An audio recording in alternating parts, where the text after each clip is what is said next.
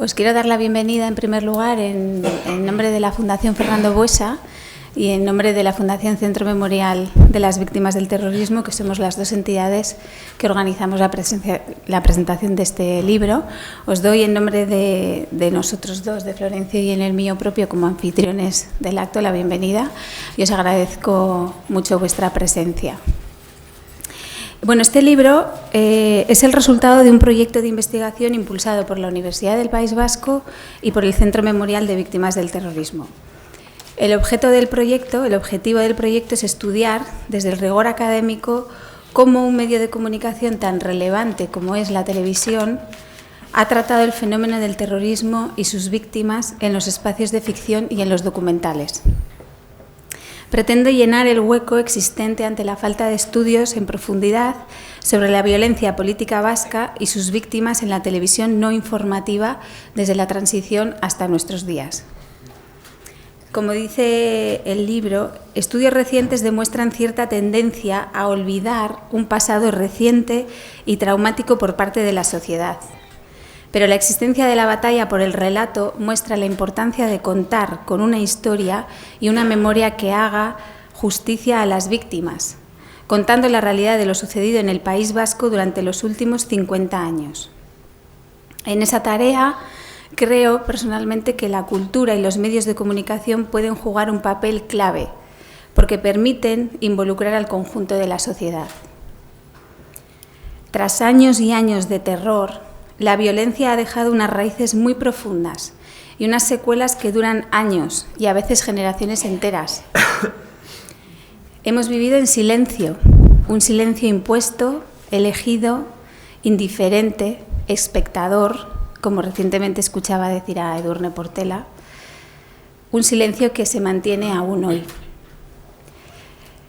En mi opinión, las películas, las series de televisión, las novelas son una herramienta para crear nuevas posibilidades que pueden ayudarnos no solo a conocer, sino a reflexionar, a sentir, a animar conversaciones que nos sacudan, nos hagan reaccionar y contribuyan a derribar los muros construidos entre nosotros y con ello a sanar las heridas silenciosas.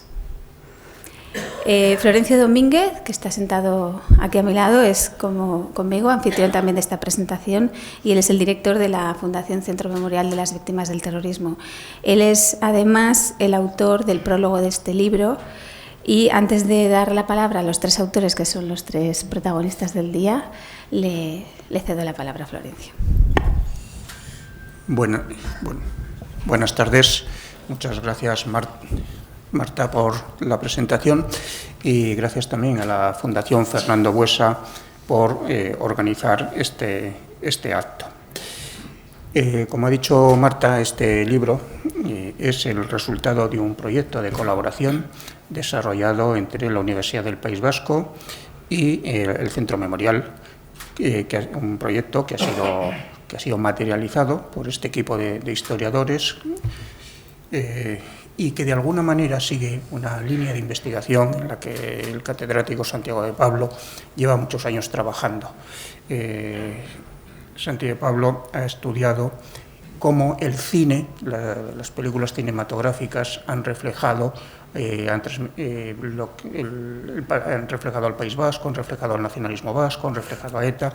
Bueno, pues y todo ese trabajo de muchos años está contenido, culminado en su libro Creadores de sombras, ETA y nacionalismo vasco en el cine. Ahora ese enfoque del que Santiago de Pablo es pionero se ha llevado con la implicación de David Mota y de Virginia López de Maturana, se ha trasladado al estudio de los espacios no informativos de la televisión.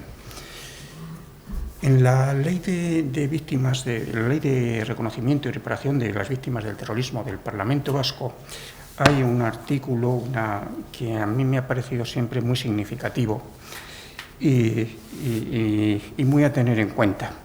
Ese artículo, el artículo 8, dice: si verdad es conocimiento de los hechos, memoria es el reconocimiento social de los mismos, el reconocimiento público y oficial del sufrimiento causado a un inocente y de la significación política de su condición de víctima. Es decir, la ley vasca interpela a la sociedad, a los ciudadanos, a cada uno de nosotros, al subrayar que memoria es el reconocimiento social. La sociedad, en un sentido amplio, pues somos todos los ciudadanos, pero también son algunas entidades intermedias, algunas instituciones intermedias entre el ciudadano en la calle y el poder político. Son los medios de comunicación, las asociaciones de diverso tipo, el sistema educativo, la Iglesia y otras muchas entidades de esta naturaleza. Por eso es importante reflexionar sobre la actuación del conjunto de los ciudadanos ante el terrorismo, pero también sobre estas entidades como las que he mencionado. Y, por ejemplo, recientemente ha salido un libro del periodista Pedro Ontoso sobre la Iglesia vasca ante el terrorismo de ETA. Es una aportación más a esta reflexión colectiva. En mis intervenciones, a veces en mesas redondas, en conferencias, fuera del País Vasco, hay casi siempre dos preguntas que no fallan. Una es sobre el papel de la Iglesia, a partir de ahora le diré que se lean el libro de Pedro Ontoso, y otra, también el papel del sistema educativo. Bueno, he mencionado también a los medios de comunicación, porque los medios de comunicación tienen un papel importante y se ha debatido a menudo sobre el papel de los medios ante el terrorismo, ante el de ETA y ante otros terrorismos. Es un debate abierto en la profesión de manera permanente y también en el ámbito académico, que solemos llegar a conclusiones deontológicas, pero el día del atentado se nos olvidan la mitad de ellas.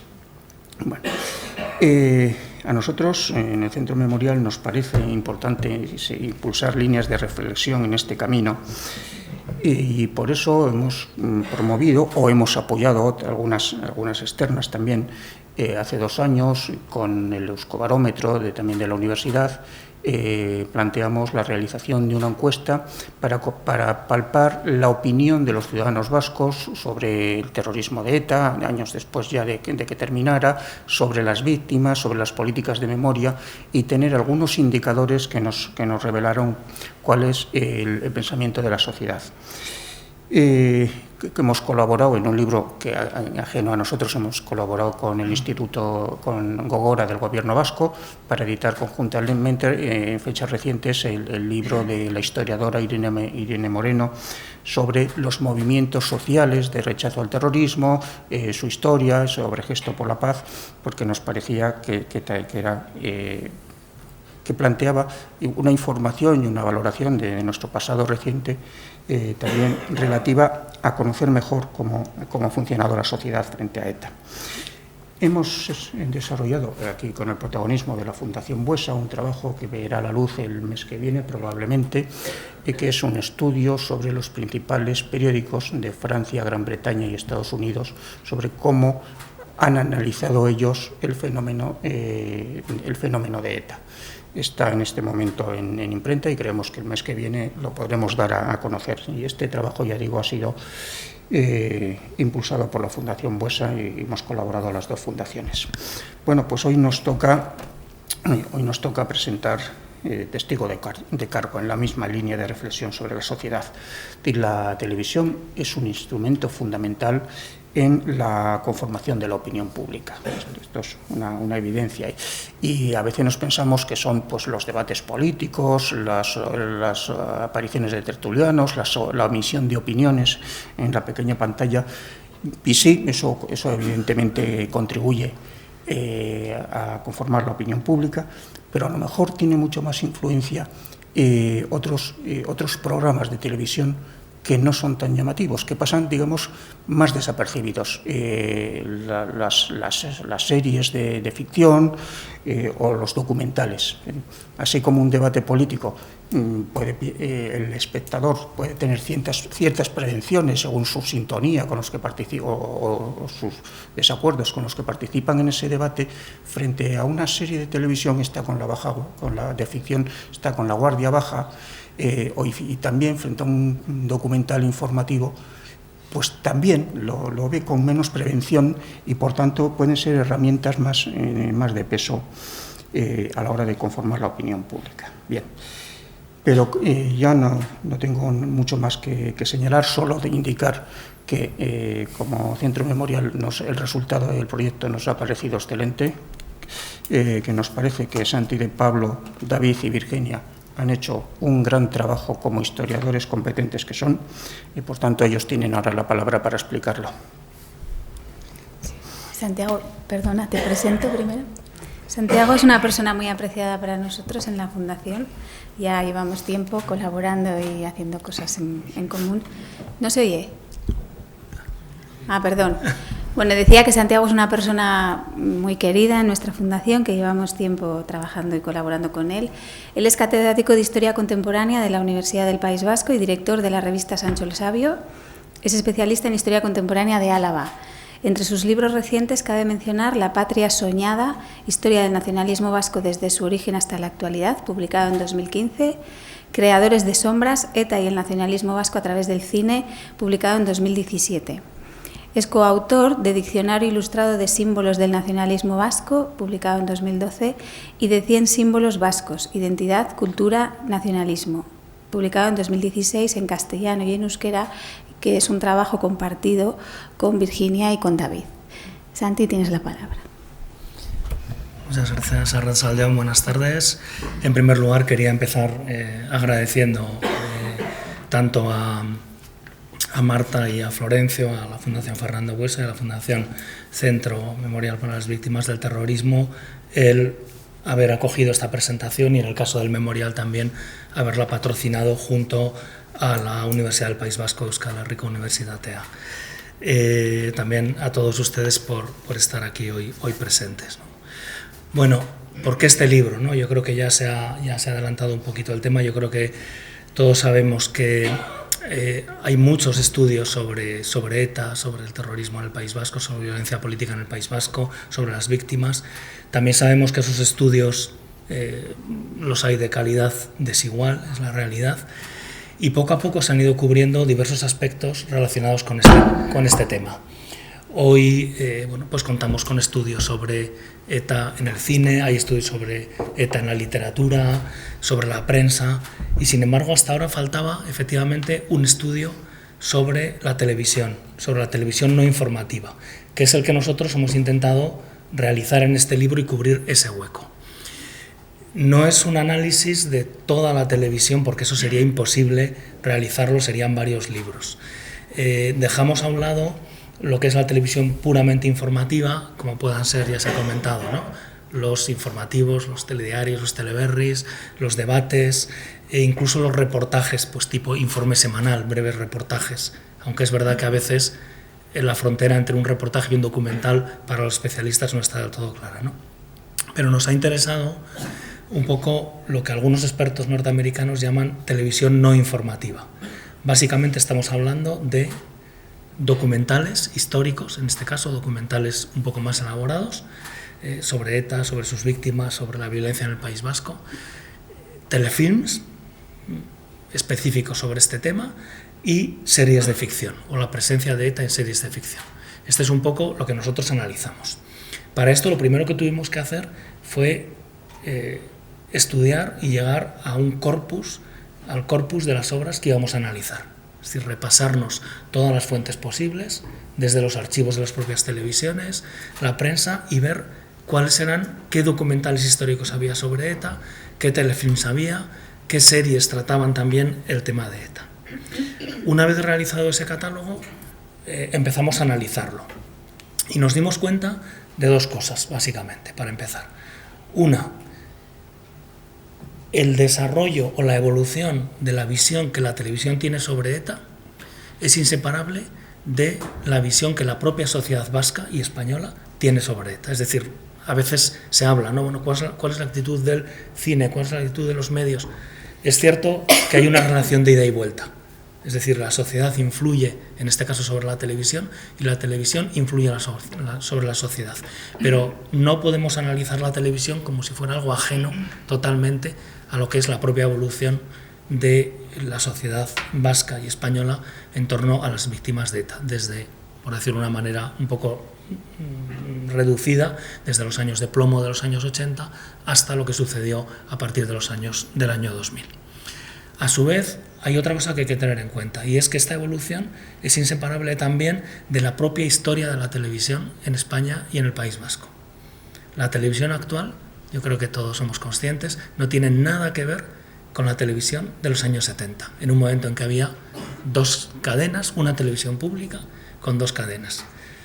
Después vinieron las televisiones privadas, después vinieron las televisiones autonómicas, ETV, la que más nos interesa, pero también otras, después las televisiones privadas, después más televisiones privadas, después plataformas digitales, y ahora estamos en un momento en que las fronteras entre televisión, internet, cine, es decir, la mezcla de pantallas que hay, realmente nos lleva a una conceptualización completamente distinta, incluso en la manera de ver televisión, porque hemos pasado, yo creo que los jóvenes lo tienen más claro, de un modo de televisión vista en familia, en un hogar, en casa, a la pantalla individual, la cual uno puede estar viendo la televisión, que no está claro ya si es televisión o no, porque uno, incluso una serie, puede ver todos los episodios el mismo día, cosa no muy sana, pero en fin, hay gente que lo hace, y ha cambiado totalmente. Entonces yo creo que esa evolución de la televisión también influye sobre el modo en que la televisión ha visto a ETA.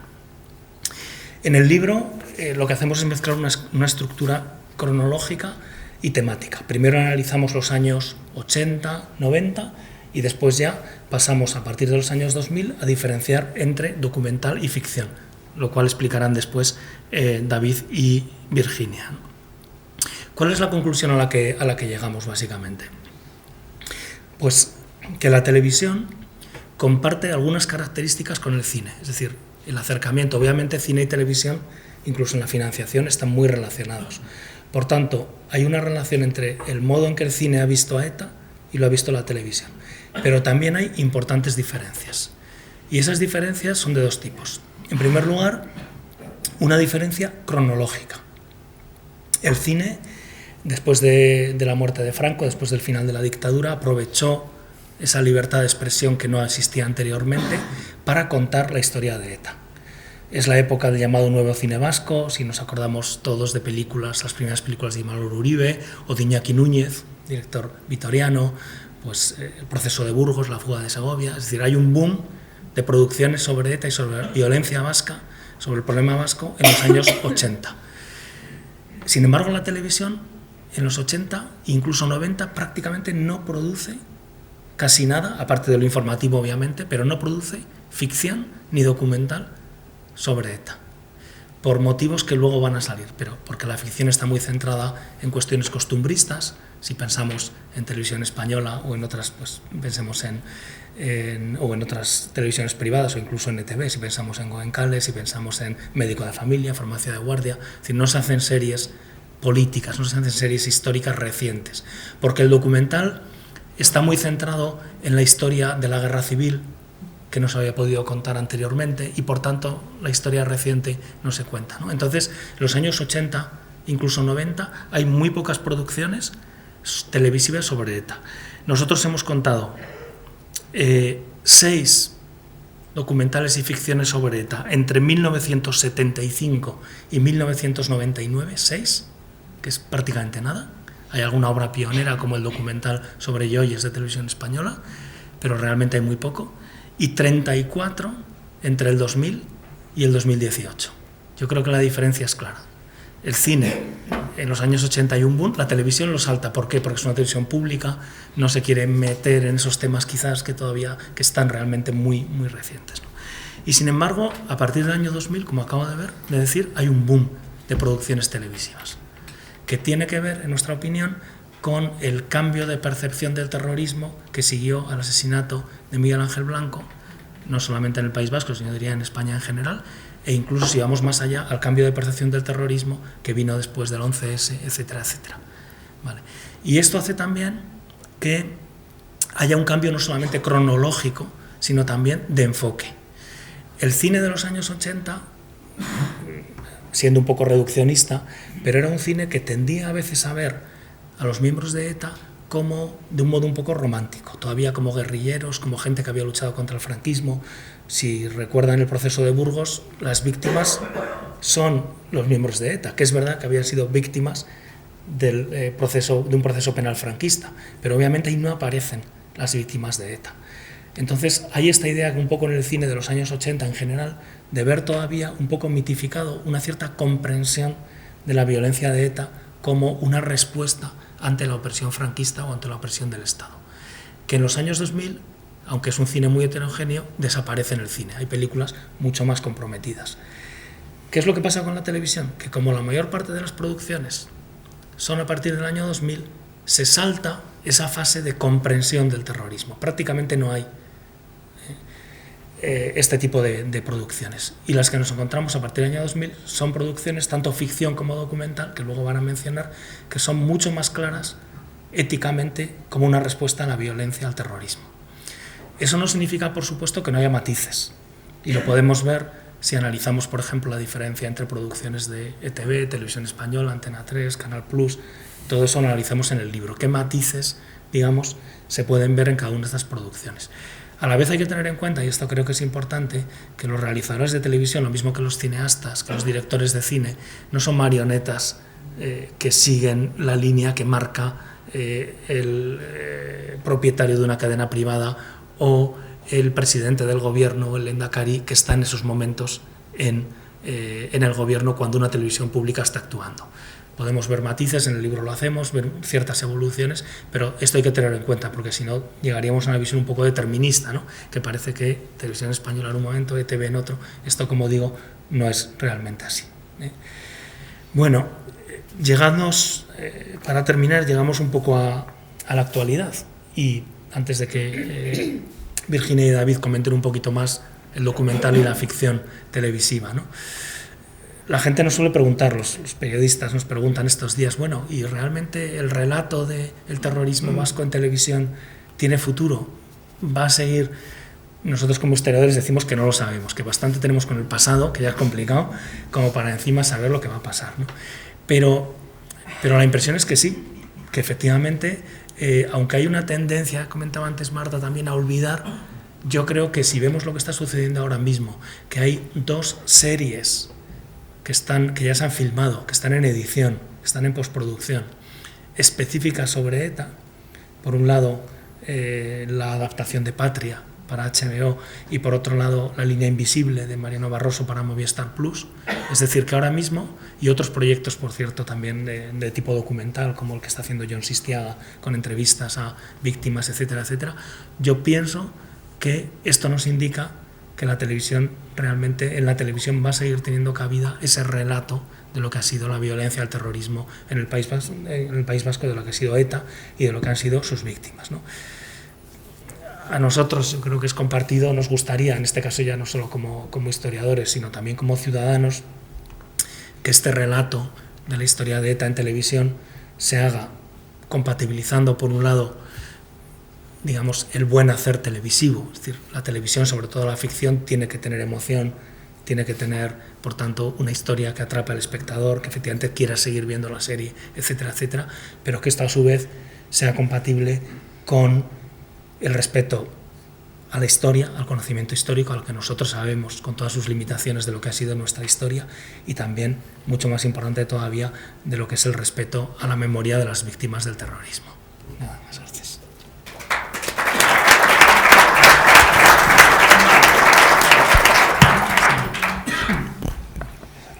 Bueno, Virginia, sí. Virginia, bueno, yo la conocí en unas jornadas que se celebraron en la universidad sobre el papel de la Iglesia vasca entre el terrorismo de ETA y tuvimos el placer, bromeamos antes de conocernos. Ella es doctora en Historia Contemporánea por la Universidad del País Vasco, es especialista en Historia de la Guerra Civil y de la dictadura franquista, autora de La reinvención de una ciudad, Poder y política simbólica en Vitoria durante el franquismo 1936-1975, editada en 2014, y es la obra por la que fue nominada al Premio Euskadi de Ensayo.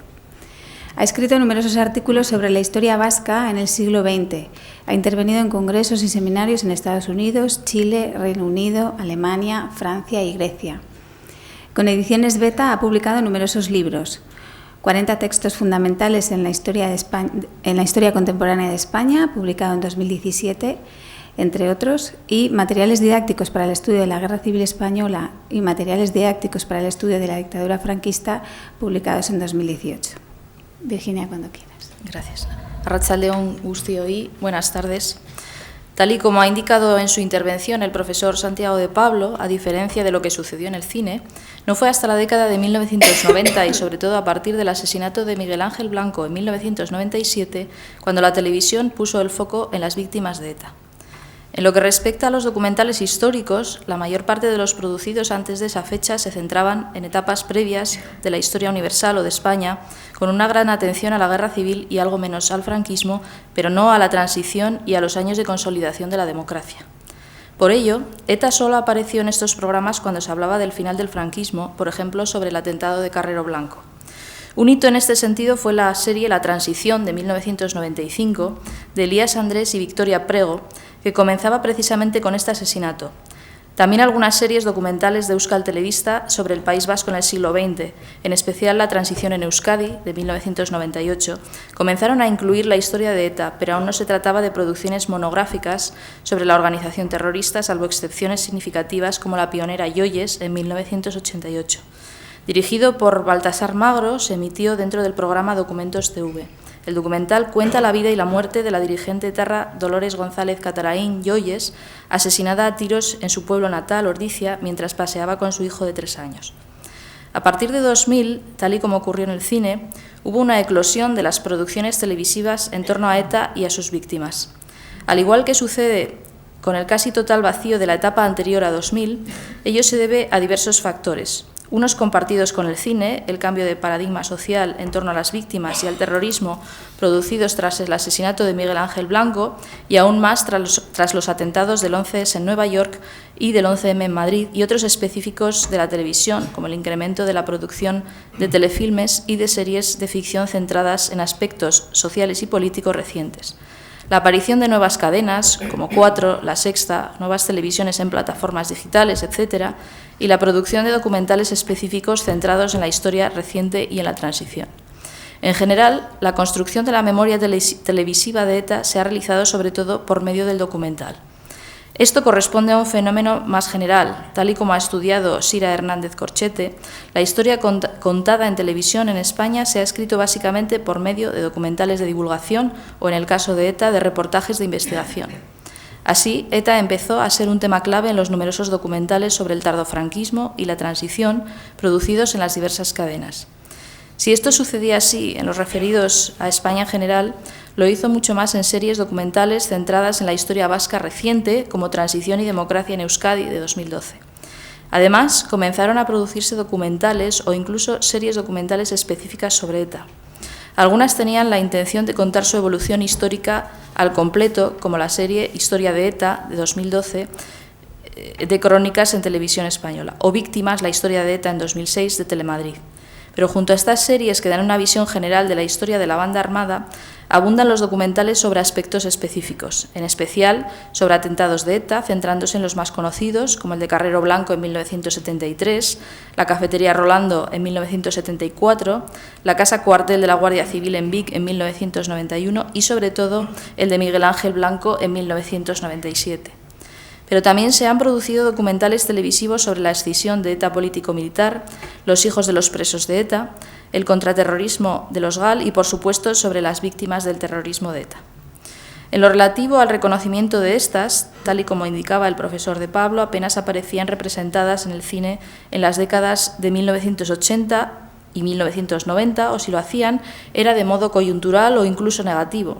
Por el contrario, la producción televisiva, debido, por un lado, al retraso con que comenzó a interesarse por ETA y a unas condiciones de producción diferentes al cine, pasó por encima de esta etapa de comprensión de la violencia y de olvido de las víctimas.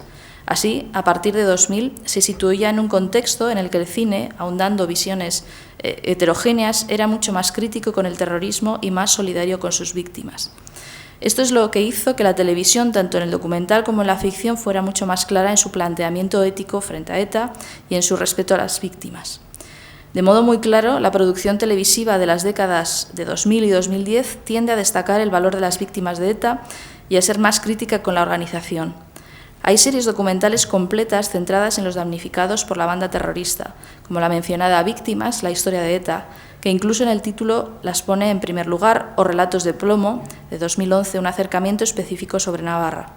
Pero esta preeminencia de las víctimas aparece también en documentales específicos, como Los Justos, 2001, Ciudadanos Vascos, el mismo año, Miguel Ángel Blanco, El día que me mataron, en 2005, o Mientras los niños jugaban, en 2011. Este panorama general de crítica a ETA y de apoyo a sus víctimas no implica que no haya diferencias de matiz entre unas producciones televisivas y otras, especialmente en el terreno documental. Y es que se pueden encontrar divergencias en el modo de representar a ETA y a sus víctimas entre las diversas cadenas y etapas. Por ejemplo, en Víctimas, historia de ETA producida cuando algunos acusaban al gobierno autónomo de ejercer un excesivo control sobre Telemadrid, puede observarse una clara opción de apoyo a las víctimas, pero también una crítica a la opción negociadora con ETA del gobierno socialista de Rodríguez Zapatero y un apoyo a la línea más dura con respecto al terrorismo. Y es que el contexto político es inseparable de la producción televisiva y de su recepción. En la misma línea, la comparación entre el enfoque de las dos grandes series de la televisión vasca dedicadas en los últimos años, la transición y democracia en Euskadi, producidas respectivamente con el PNV y el PSE al frente del gobierno vasco, refleja bien esta dicotomía. Ello no implica, como acabo de señalar, que sea una historia oficial nacionalista y la otra socialista, pero sí que cada acercamiento está relacionado con cierta manera de ver la evolución histórica y el problema de la violencia vasca por cada uno de los dos partidos. En concreto, frente a la visión más lisa y llanamente contra ETA y a favor de las víctimas de las televisiones españolas, públicas y privadas, varios documentales producidos por Euskal Telebista en los últimos lustros ponen el acento en las víctimas de todas las violencias sucedidas en el País Vasco en las últimas décadas, con la reconciliación como objetivo.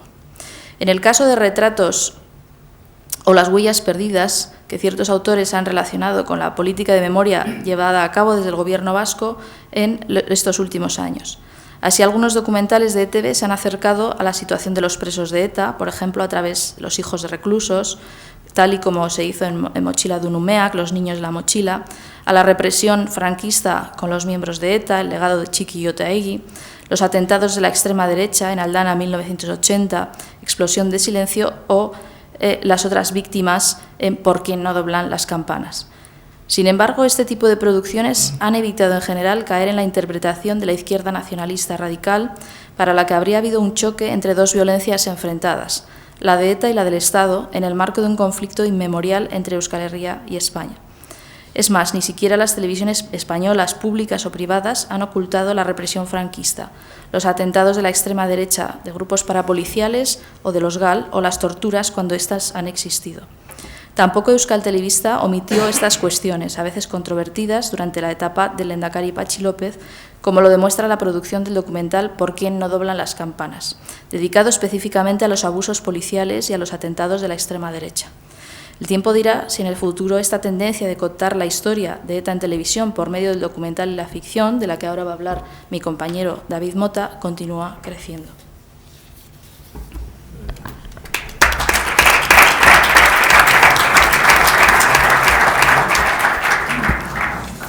Bueno, David es doctor en Historia Contemporánea por la Universidad del País Vasco, es profesor del grado de Historia y Geografía de la Universidad Isabel I, ganador del Premio Leizaola 2015 por la obra Un sueño americano, el gobierno vasco en el exilio y Estados Unidos, 1937 y 1979, y de la beca Koldo Michelena sobre cultura vasca. Premio Extraordinario de Doctorado 2017 y ganador del certamen de investigación universitaria de la Fundación Sancho el Sabio de Vitoria-Gasteiz. Es autor de numerosos artículos en revistas académicas y de ponencias en congresos internacionales y nacionales. Sus líneas de investigación son la historia cultural, la historia política, el exilio, las relaciones internacionales y los nacionalismos. En Ediciones Beta ha publicado, además del libro que presentamos hoy, Los 40 radicales, la música contestataria vasca y otras escenas musicales, origen, estabilización y dificultades. David, tienes la palabra. Arratsaldeon, buenas tardes. Antes de nada me gustaría sumarme a los agradecimientos que antes ha señalado mi compañero Santi de Pablo y la verdad, bueno, que poco más tengo que añadir sobre el tema documental, así que como bien adelantado antes Santi, me voy a centrar en la ficción por cuestión de interés y porque es una de las vertientes que hemos analizado con cierta exhaustividad en Testigo de Cargo. Ahora que vivimos en un momento en que la revolución digital nos permite manipular a voluntad el registro fotográfico del pasado y crear películas en la que la mayor parte de lo que vemos está generado por ordenador, no correspondiendo siempre a una representación de la realidad, se produce cada vez más lo siguiente. La historia con mayúsculas se representa como una mezcla de información y entretenimiento. Un conocimiento que, pese a la consabida especulación que siempre le ha rodeado, se presenta cuestionado en función de la narrativa que se utilice para explicar un determinado suceso. De este modo, a nivel general, para contar la historia con mayúsculas, o lo que algunos guionistas y directores de cine creen que es la historia, se apuesta antes por docudramas basados en una historia real que en abordar la historia sin embellecimiento ficticio. Por ejemplo, hoy mucha gente aprende cosas sobre la Europa medieval principalmente a través de series como Juego de Tronos o Vikingos. Estas cuestiones también son visibles en el caso que hemos estudiado, es decir, en cómo se ha reflejado la historia de ETA y de sus víctimas a través de la ficción. Con la salvedad de que, a diferencia de las series que acabo de citar, las que se han centrado en la historia de ETA aportan bastante más a nuestro conocimiento de lo que fue la organización terrorista y su contexto. Como ha señalado Santi, uno de los principales objetivos de trabajo ha sido estudiar cómo un medio de comunicación tan relevante como la televisión ha tratado el fenómeno del terrorismo y sus víctimas en las series, biopics y telefilms de ficción. Por eso, cuando nos sumergimos en su análisis, una de nuestras primeras conclusiones, tras realizar los primeros sondeos, fue que en los primeros años de la transición y de consolidación democrática, en la tele no se ficcionó la historia de ETA, en parte porque se hacía otro tipo de series más costumbristas o centradas en otras temáticas históricas. Ni en series de los años 80 y 90 como Turno de Oficio, Brigada Central, Farmacia de Guardia, Goenkale o Médico de Familia se abordaron cuestiones políticas, posiblemente porque se intentaba evitar producciones sobre temas que fueran controvertidos. De hecho, la aparición de ETA en televisión fuera de los informativos fue poco habitual, salvo excepciones como el drama Recuerda cuándo, de Adolfo Masillats, de 1987, o el docudrama de ETV Los senderos de la violencia, de 1993. El cambio llegó en la bisagra entre los siglos XX y XXI, cuando el reconocimiento público a las víctimas de ETA comenzó a formar parte de las agendas institucionales, sociales y televisivas. Durante los primeros años de la década del 2000, la televisión transformó el tipo de contenidos que venía ofreciendo hasta el momento, debido al aumento del número de canales privados, el cambio de paradigma social en torno a las víctimas, la producción de documentales específicos sobre la historia reciente o los intereses que mostraban las nuevas generaciones de su público.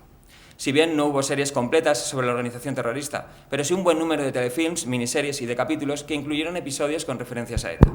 Su número fue mucho menor al de documentales. Para esta investigación solo hemos encontrado 3 telefilms, 5 miniseries de 2 capítulos y un mediometraje. Cifras que no son muy altas, pero sí muy significativas si lo comparamos con el vacío de los años 80 y 90. Estas producciones son de muy diversa procedencia. Televisión Española, ETV, Antena 3, Canal Plus y Telecinco. Se mueven entre 2 géneros principalmente, drama y humor, a través de lo que se ha llevado a la pequeña pantalla, tanto hechos reales de la historia de ETA como mera ficción bien documentada. Algunos de los telefilms y miniseries de recreación histórica se centran en acontecimientos muy conocidos de la historia de ETA. El atentado contra Carrero Blanco y el secuestro y posterior asesinato de Miguel Ángel Blanco, reproducidos respectivamente en El asesinato de Carrero, de Miguel Bardem, y 48 horas, de Manuel Estudillo. En la primera se da una imagen de cierta desmitificación de ETA, mostrándose a sus militantes como personas decididas, sin miramientos, incluso despiadadas. También, como factor novedoso con respecto a otras producciones, se incide en la figura personal de Carrero Blanco, razón por la que algunos medios y políticos señalaron que ese lado humano era exagerado para representar al almirante. La segunda es un telefilm de Antena 3 en el que se muestra un rechazo absoluto al terrorismo, fruto en buena manera del posicionamiento personal de uno de sus productores, el periodista Melchor Miralles. 48 horas es muy realista, recogiendo paso a paso los últimos movimientos de Miguel Ángel Blanco, que fueron reconstruidos gracias al asesoramiento de su familia, que permitió mostrar detalles inéditos. A diferencia de la película de Carrero, la historia pivota en torno a la víctima y las referencias que se realizan de ETA son siempre muy negativas. Aparte de estas producciones televisivas, también sobresalen Una bala para el rey, de Pablo Barrera, una ficción inspirada en hechos reales que desgrana el frustrado intento de asesinato de Juan Carlos I en 1995 a manos de ETA. En ella se ensalza la colaboración entre Francia y España y la actuación policial contra el terrorismo, sin dejar lugar alguno a la ambigüedad ni la comprensión hacia ETA. También sobresale El precio de la libertad, de Ana Murugarren, un biopic de Mario Naindia basado en sus memorias, siendo los títulos de las 2 partes que dividen el film muy significativos, porque describen la trayectoria del político. La primera parte es Condenado a muerte por Franco y la segunda, Condenado a muerte por ETA. Otras referencias a tener en cuenta son el telefilm Zeru Horiek, de Aizpea Goenaga, y Ume Zurtzak, de Ernesto del Río. El primero está basado en una novela homónima de Bernardo Achaga, una película mediante la que se expresaba la idea de abandonar la violencia y volver a empezar, de regresar a casa asumiendo responsabilidades. El segundo, por su parte, aborda la convivencia entre víctimas y antiguos terroristas. Fue el primer film de ficción ambientado en Euskadi tras el anuncio del cese definitivo de la actividad armada de ETA en 2011, poniéndose el acento en las víctimas y planteándose la idea de perdón y reconciliación, tal y como quedaba reflejado en la memoria de la Secretaría para la Paz y la Convivencia del Gobierno vasco. Junto a estas se produjeron más telefilms y series de interés como El padre de Caín, Aupa Josu, Cuerpo de élite o Santuario, pero no me detendré en ellos pues, por cuestión de tiempo y, bueno, también pues, para generarles interés para que lean el libro. Sin embargo, antes de acabar, sí que quiero mencionar una cuestión notable en lo que se refiere a las series de ficción. Ha habido una aparición relativamente constante de ETA y sus víctimas en series como Los hombres de Paco o Cuéntame cómo pasó. Precisamente en esta última sorprende la cantidad de capítulos en los que hay referencias al terrorismo, representándose el juicio de Burgos, los GAL, el atentado de Hipercor, la extorsión a los empresarios vascos, el asesinato de Joyes, el de Quintana Lacazi, el secuestro y asesinato de Martín Barrios, etcétera, etcétera. Siendo además una serie que ofrece una visión muy crítica con ETA, aparte de que hay una presencia específica de las víctimas.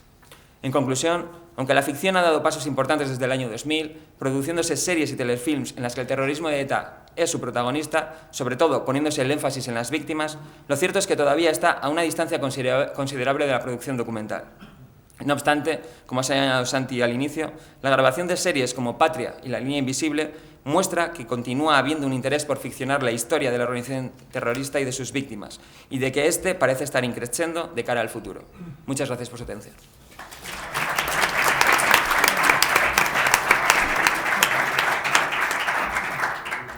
Bueno, y ahora tenemos un tiempo para quien quiera del público quiera preguntar o compartir alguna reflexión en voz alta. O...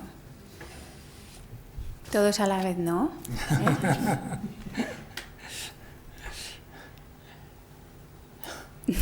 Esto es igual que en clase. Esta es la idea. Igual. O el interés en leer el libro y no querer saber nada más.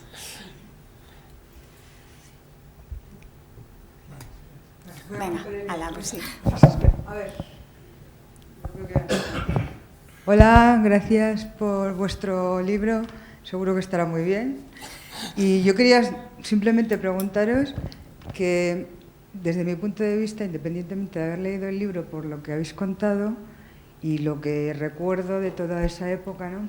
Creo que el asesinato de Miguel Ángel Blanco marcó un ítem, ¿no? Porque lo vivimos, yo creo que, bueno, se vivió paso a paso y que marcó un antes y un después. Y esa es mi pregunta, ¿no? ¿Vosotros también lo creéis? Que a partir de ahí cambió un poco todo, porque fue como en vivo y en directo pasar todo. Sí, sí, gracias, una muy buena pregunta.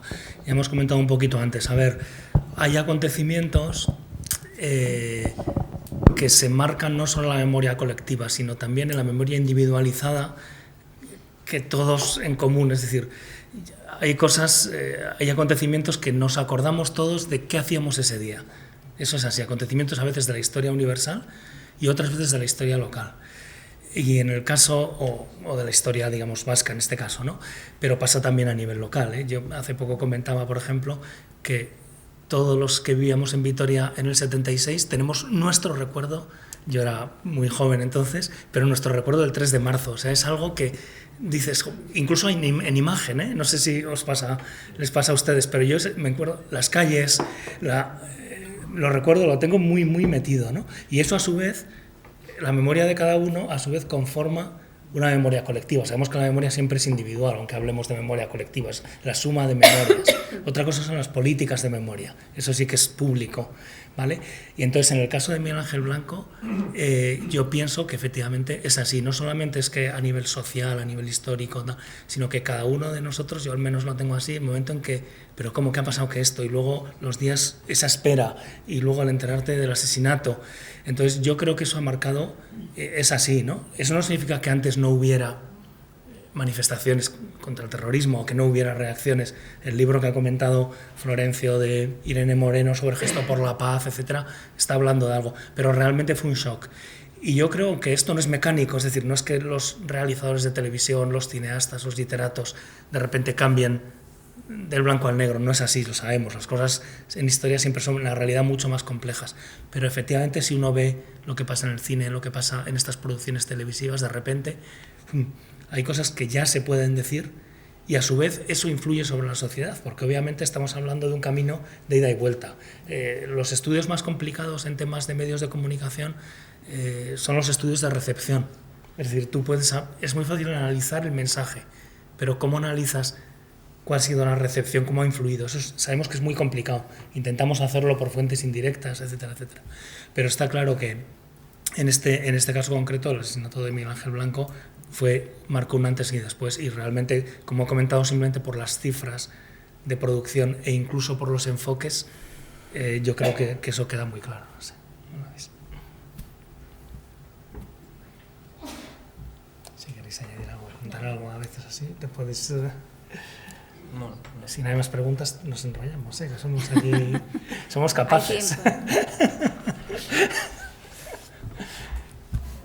Hay una pregunta, sí. Gracias. Bueno, enhorabuena por el libro y gracias por escribirlo. Es una pregunta muy concreta y es si habéis analizado el impacto mayor o menor de estas series, por ejemplo, pues a partir de posibles datos de audiencia, o para intentar cualificar un poco más el eco que hayan podido tener. La verdad es que sí que hemos contado con share en algunos casos. Sobre todo, me viene ahora mismo a la cabeza la serie Cuéntame, es una de las series que más, es una de las líderes dentro de su franja horaria durante muchos años. Y sí que es cierto que notó un notable crecimiento, por ejemplo, cuando transmitieron el atentado de Hipercor, que fue el año pasado. Pasó de tener una media de 4 millones a tener precisamente ahí 5 millones y medio, lo cual es significativo. No es el único caso. Hay otras series documentales en las que también se ha podido ver ese tipo de circunstancias. Pero sí, lo hemos complementado también con la información que hemos podido obtener de la hemeroteca y la conclusión a la que llegamos es que el impacto para nosotros tiene que medirse a través de esa herramienta. Ahí es muy importante porque en televisión sí que tenemos efectivamente los índices de audiencia, estos se pueden ir siguiendo y te das cuenta de, bueno, por ejemplo, la transición de Victoria Prego y Elías Andrés, que ahora se considera un poco como la visión canónica, digamos, de la transición, que ahora también hay gente que se critica, etc., pero en aquel momento tardó en emitirse, había sus ciertos temores y dudas de cómo iba a resultar esa serie, qué impacto iba a tener, y de hecho se emitió en verano, en pleno agosto, pensando un poquito tal, y la sorpresa fue que tuvo una audiencia, para ser una serie documental, que en principio no es para el gran público, tuvo una audiencia buenísima. Y luego hay otra cosa, por ejemplo, esa serie, y también otras, se utilizan centros educativos, está en internet online, está en ETV, es decir, está en DVD, aunque ahora ya el DVD ya es algo casi del pasado, ¿no? Te miran raro cuando vas con un DVD, pero efectivamente es así, ¿no? O sea, que eso realmente sigue teniendo repercusión. Otro ejemplo fue el caso del Precio de la Libertad, en la biografía, o sea, es miniserie en 2 capítulos biográficas sobre Mario Naindia. Se emitió en ETV y tuvo, para digamos la media que suele tener, en este caso de TV2, tuvo una audiencia muy buena, ¿no? Y bueno, sin embargo luego hubo ese problema, que quizás algunos conocen, ¿no? Porque era una coproducción Televisión Española con ETV y Televisión Española tardó muchos años en emitirla, la emitió en concreto en las últimas Navidades.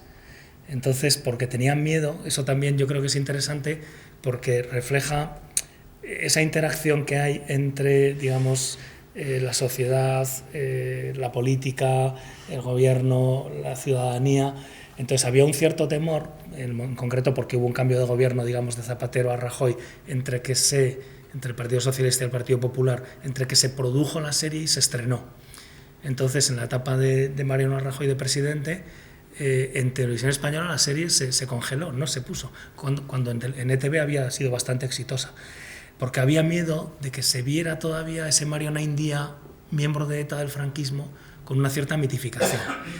También hay que decir que cuando se puso en Navidades del 2018 se emitió por fin, fíjense que es justo después ya del cambio de la vuelta de Pedro Sánchez al gobierno, se emitió en Televisión Española y no hubo ningún tipo de polémica, lo cual yo creo que también nos está explicando, nos está comentando algo. Yo creo que ahí puedes ver, por ejemplo, a través de críticas de prensa, de comentarios, y luego los blogs.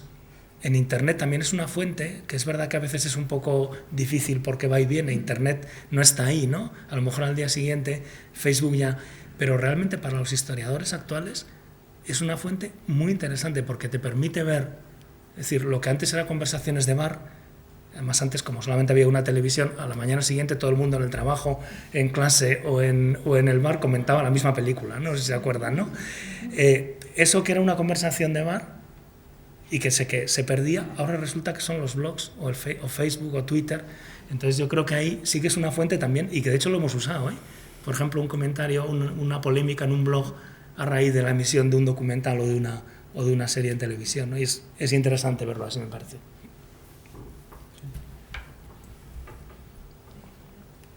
Sí, Inés, aquí delante. Hola. Bueno, en primer lugar, felicitar a los autores y a la autora. A mí yo quería preguntaros, porque bueno, la conclusión que hacía David, decía, bueno, yo creo en este panorama que describimos, ¿no?, a través de los años, cómo ha ido la evolución en las televisiones sobre la historia de ETA y las víctimas, sí que hacías una correlación, ¿no?, en tanto que la sociedad hemos ido avanzando en el reconocimiento de las víctimas, un reconocimiento de visualización, no voy a entrar en mucha más profundidad. Y al final decías, bueno, nos queda campo e interesa este tema. ¿Pensáis que esto va a tener la correlación, nos van a seguir interesando las víctimas o esto se nos apaga, ¿no? Porque yo creo que una preocupación, sobre todo los que tenemos en el ámbito de las políticas públicas de memoria, se nos olvida ya, nos vamos a olvidar, ¿no?, de lo que ha dejado la historia de ETA. Esto era algo.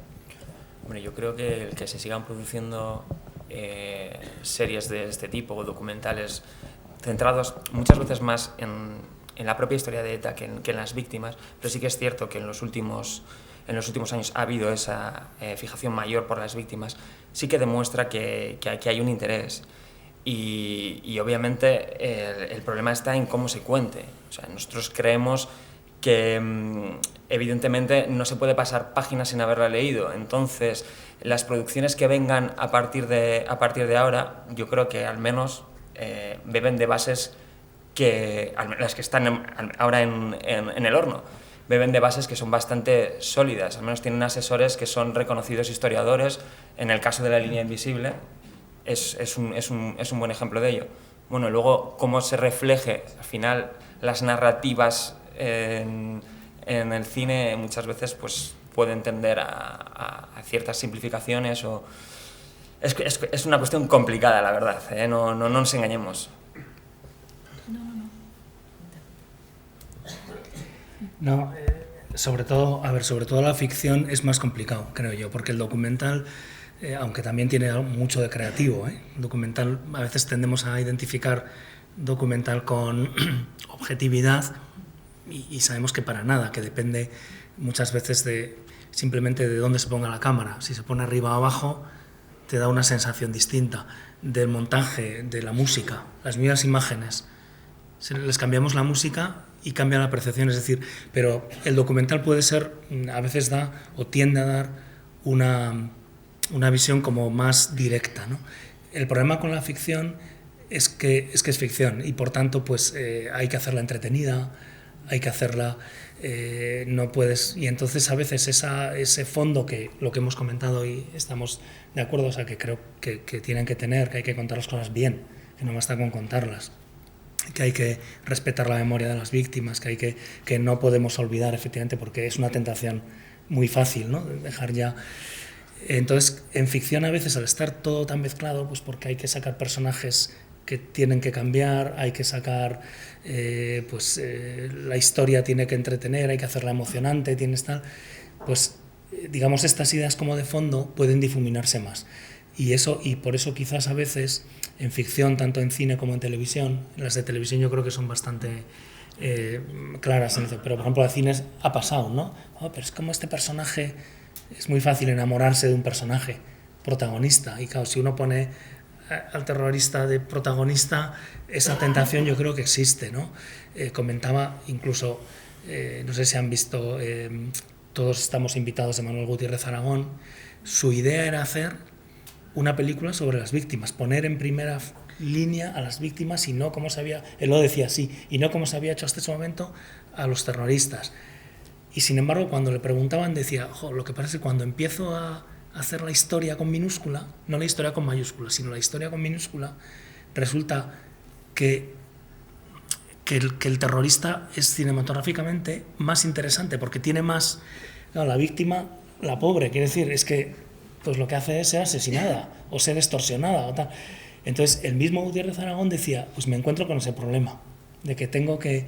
¿Cómo destacar a las víctimas cuando quizás cinematográficamente, en todos los cines, en el cine de mafiosos, en el cine de... Siempre al final resulta ese personaje negro, el malo, que tiene más ese enfoque contradictorio, pues quizás es más interesante que el bueno, ¿no? Entonces, es un peligro, efectivamente, yo creo, para ficción, me parece, no sé. Y quizás documental, pues es distinto, ¿no? ¿Tú que has estudiado más el documental? Cuenta algo. No, yo me he quedado con la pregunta, como la primera pregunta. Sí, puedo volver a la primera pregunta. El otro día estaba con una alumna y esta chica es de Ermua. Estamos hablando de chicas que han nacido en el año 2001. Y no habían oído hablar de Miguel Ángel Blanco. Y efectivamente, bueno, pues casualidad les estaba comentando, bueno, pues que habíamos publicado este libro, y a mí realmente eso es lo que me preocupa, no tanto si se hacen durante estos años documentales, si se hacen durante estos años cine de ficción, sino qué va a quedar en un futuro, ¿no? Esta gente que no sabe quién es Miguel Ángel Blanco, que es ese hito, ¿no? El gran hito en la historia de ETA, de las víctimas de ETA, a mí lo que me preocupa es ese futuro, un poco más lejano. O sea, no ese futuro más a corto, medio plazo. Ahora sí, efectivamente, se están haciendo, hay un interés por la historia de las víctimas de ETA. Pero, como digo, ¿qué va a pasar? Esa memoria, ¿cómo va a quedar en un futuro? Perdón, Virginia, estoy totalmente de acuerdo contigo, pero esto es muy global. Que estoy de acuerdo contigo y creo que es verdad, cuando te pones a hablar con muchos jóvenes, perdón, no todos, no se puede generalizar, pero sí que es verdad que no solo lo de Miguel Ángel Blanco, las víctimas de ETA, da igual, no saben ni que hubo una república, o sea, es penoso. ¿Una persona de Ermua?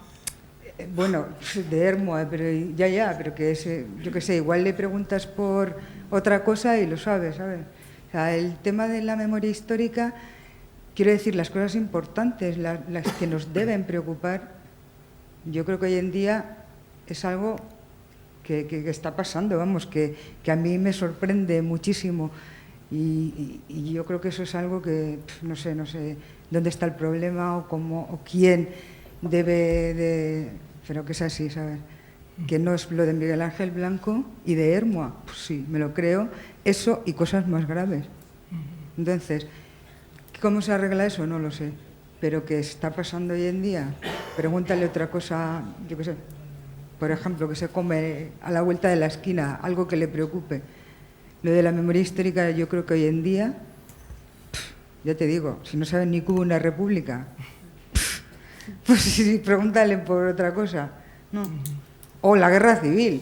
Si es que tú no ves programas de estos de televisión que hacen preguntas, vamos, y tampoco saben, o sea que... No. Yo creo que es diferente, ¿eh? Ya, pero que no te creas, ¿eh? Eso es un problema de hoy en día que ya veremos lo que pasa. Pero que la memoria histórica...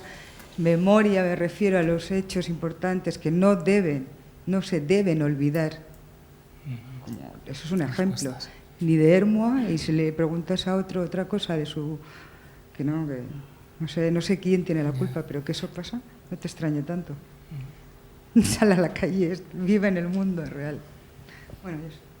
Gracias. Yo sí quería comentar una cosa, volviendo a la reflexión que has hecho tú antes de la intervención de Virginia. En la serie de Narcos, no sé si habéis visto alguna serie de Narcos, el personaje de Pablo Escobar, que era un personaje abyecto y un asesino sin escrúpulos, narcotraficante, yo creo que acaba apareciendo prácticamente como una especie de, no tanto de héroe, pero sí que inspira cierta ternura, porque está cayendo en declive, está solo y acaba muerto o matado en un tejado en Colombia, ¿no?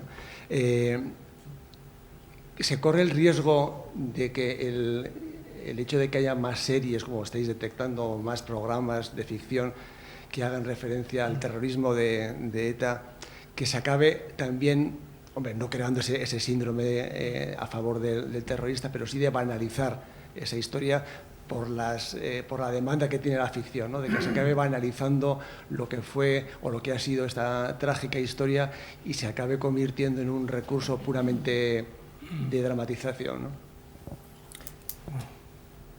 Yo tengo que reconocer que no he visto Narcos. No me ha traído demasiado, me parece, no es un mundo, vamos, ya sé que es muy buena, me dicen, tal, pero no, pero yo creo que ese peligro existe, no sé, ahora yo creo que si vosotros lo habéis visto, pero existe porque es fácil como banalizar, meter todo, no es por abrir otro tema, pero también, que son los videojuegos. Los jóvenes que no quizás no ven series todavía, pero vete a saber, lo que hacen sobre todo es jugar a videojuegos. Y en los videojuegos aparecen personajes o temas históricos, es decir, y en el momento en que tú puedes entrar vestido de... También es un mundo para mí ajeno ese, pero por lo que sé, que puedes entrar vestido de nazi en un esto y ametrallar a alguien y además, güey, decir que bien, que le he ganado, tengo 3 puntos más, cuidado, a mí... O sea, yo creo que ese peligro sí que existe, porque y todavía no ha habido videojuegos relativos a... Pero a mí me parece que eso es... Que una cosa es jugar al FIFA 2000, ¿no? O al que sea, y otra cosa es estar matando gente de casa en casa, ¿no? Entonces, yo sí que creo que ese es un tema, y en el caso de las series, ese peligro de banalizar o de hacer una cierta empatía con el personaje que no te interesa que la haya, es... Sí, pero bueno, vosotros que habéis visto Narcos... La verdad es que como cinéfilo y además aficionado mucho a esta serie, sí que es cierto que se da una versión muy edulcorada sobre Pablo Escobar. O sea, no hay duda de que generó mucha polémica. Su propio hijo, que escribió posteriormente, o reeditó sus memorias, si no me equivoco, lo dijo claramente, que realmente esa no era la visión que se debía dar de su padre, porque al final... Él había sido pues, un terrorista, es que al final él mismo lo denominaba así.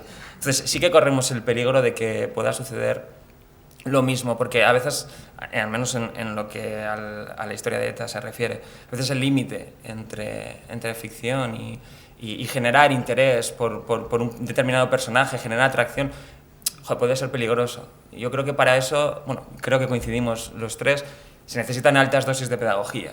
Entonces, a la hora de demostrar eso en televisión, que haya un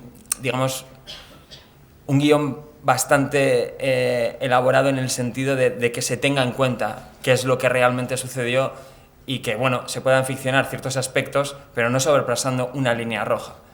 Entonces, yo creo que ahí está una de las claves. Y la verdad... que lo que dice Santi con respecto a los videojuegos, que también es uno de mis atractivos y que también tengo en mi agenda, evidentemente Fortnite, Call of Duty, Assassin's Creed, me venían un montón de nombres y digo, es que todos estos juegos que son de masas a día de hoy, en todos son el personaje es un sujeto violento. Esta es la sociedad del siglo XXI. Sí, sí. Bueno, ¿alguna intervención más? Si me dejas. Yo no he visto Narcos, pero quiero mencionar una historia que relaciona a Pablo Escobar con un miembro de ETA, Es decir, que yo he seguido tratando de descubrir y averiguar quién era ese miembro de ETA con magros resultados. Es decir, en el 88 Pablo Escobar contrata a un miembro de ETA, que lo identifican con el nombre de Miguel, para que les enseñe a fabricar coches bomba, a cambio de $800.000. El miembro de ETA va, les adiestra, les da clases a los sicarios de Escobar, comienzan una oleada de atentados con bombas por todo el país descomunal, y el etarra, por lo visto, también debe ofrecer sus servicios a un cartel rival, y eso se lleva muy mal, y se lo cargan.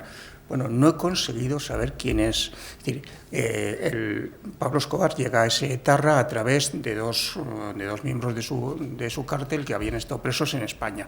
Me saqué las listas de todos los etarras que habían estado en los mismos años que que los dos colegas de Escobar en las mismas cárceles, y fue buscando uno por uno a ver si estaban vivos o muertos.